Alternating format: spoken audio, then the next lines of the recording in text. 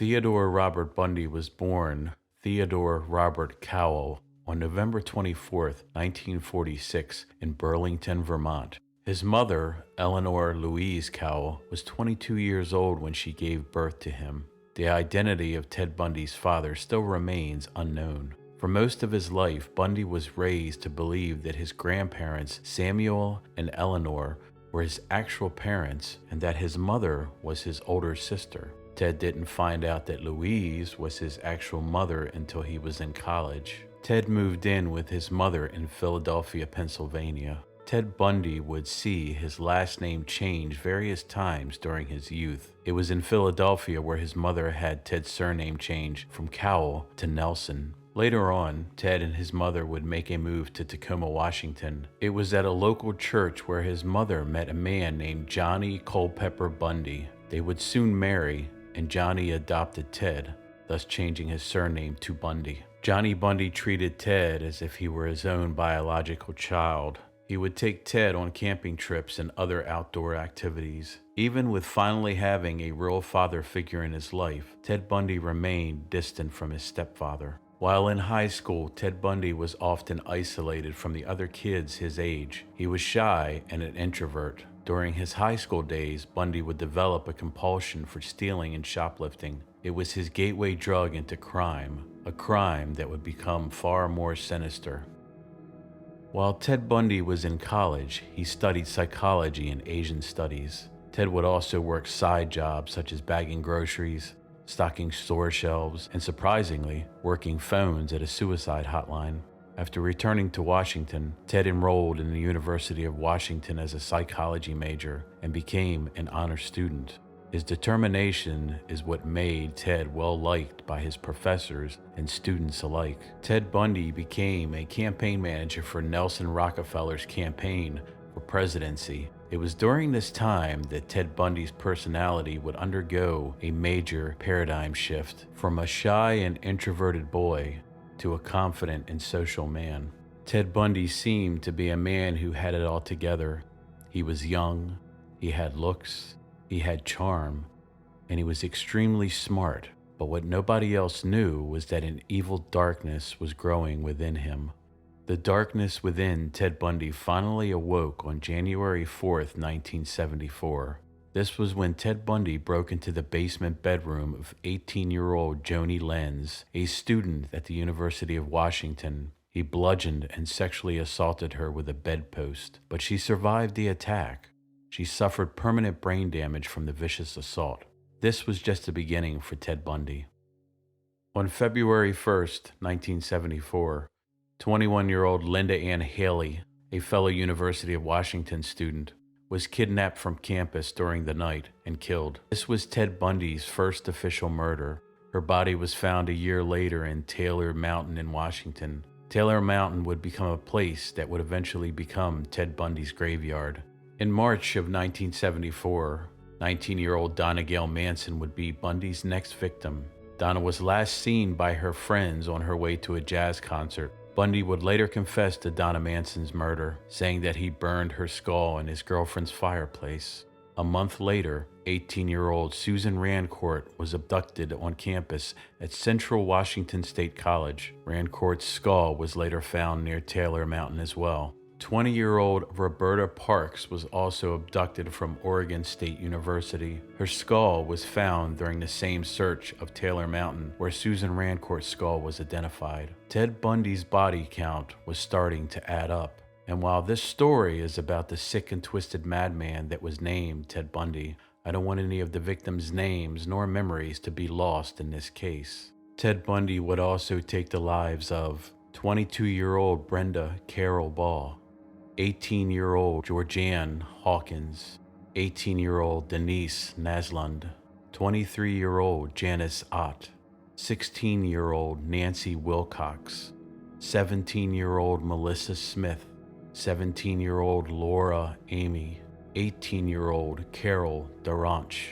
17-year-old Deborah Kent, 23-year-old Karen Campbell, 26-year-old Julie Cunningham, 24-year-old Denise Oliverson, 18-year-old Melanie Cooley, 12-year-old Lynette Culver and 15-year-old Susan Curtis. Sadly, these would not be his last victims, as Ted Bundy's body count continued to rise. With every murder, witness descriptions would spread, and several people would contact the authorities to report Ted Bundy as the potential match of the suspect. However, the police would consistently rule Ted Bundy out based on his seemingly upstanding character and clean-cut appearance. Forensic techniques in the 1970s were still very rudimentary, and modern criminal DNA testing wasn't a thing until 1986. Ted Bundy was lucky, but he would not be lucky forever, as he was finally arrested for the first time on August 16, 1975 in Utah after fleeing from a patrol car. A search of his vehicle yielded masks, handcuffs, ropes, but nothing definitive linked Ted Bundy to the murders. Ted Bundy would eventually be released, but he remained under constant surveillance until he was arrested again for kidnapping and assault of one of his victims several months later. On June 7, 1977, while taking a break from court during a preliminary hearing, Ted Bundy spotted an open window in the library and decided to act. Ted jumped 30 feet down, hitting the ground and spraining his ankle. Bundy shed a layer of clothing and then limped his way towards nearby Aspen Mountain. It took authorities 10 minutes after his escape to realize that he was gone. After wandering around the mountain for days, Bundy managed to steal a car. He drove the car so erratically that it quickly caught the attention of police officers, who eventually pulled him over. Ted Bundy was back in custody after 6 days on the run. He then managed to escape a second time on December 30th, 1977. While sitting in the Garfield County Jail in Colorado, Ted noticed an unsecured grate in the ceiling. Bundy planned on cutting a hole around the grate and squeeze through the tiny 1-foot square gap. He would then make his way along the crawl spaces above one of the jailer's rooms to fit into the tiny hole he was going to cut into the ceiling. Bundy needed to lose weight. He had lost almost 35 pounds by the time he escaped. Bundy waited for Christmas break, as there would be a limited staff on hand. Ted Bundy piled books onto his bed and covered them over with the blankets to make it look as if he was sleeping underneath. He proceeded to make his way through the grate and crawled towards a nearby jailer's room. He broke through the ceiling and dropped down, stealing some clothes from the jailer's closet, and walked out the front door. Ted Bundy would make his way to Florida and resume his killing spree. It would be almost 17 hours before anyone realized that Ted Bundy was missing. During those 17 hours, Ted Bundy would steal a car, take a plane, and also take a bus and make his way 1,100 miles away to Chicago. 9 days later, Bundy made his way to Tallahassee, Florida. The FBI added him to the 10 most wanted fugitive list. Bundy would remain a free man for almost 2 months after escaping. While in Tallahassee, Florida, Bundy would kill again and claim his final known victims. In the early hours of January 15, 1978, Ted Bundy broke into a Florida State University sorority house. He sexually assaulted, beat, and strangled 2 young women, Margaret Bowman, age 21, and Lisa Levy, age 20. 2 other women in the house were also attacked and suffered severe injuries, but they would survive. That same evening, Ted Bundy attacked a 5th female who also lived. Ted Bundy's vicious assault left her permanently deaf. 12-year-old Kimberly Leach would become Ted Bundy's final victim. Her body was discovered 7 weeks later in a pig shed 35 miles from Lake City, Florida. Bundy was finally apprehended on February 15, 1978, by police officers while driving.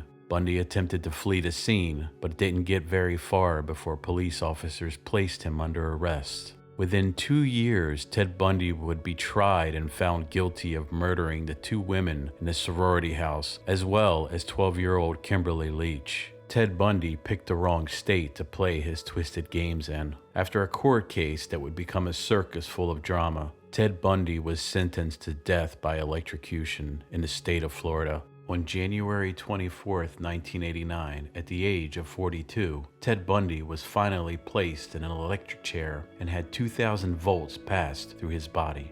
At 7:16 a.m., Theodore Bundy was pronounced dead.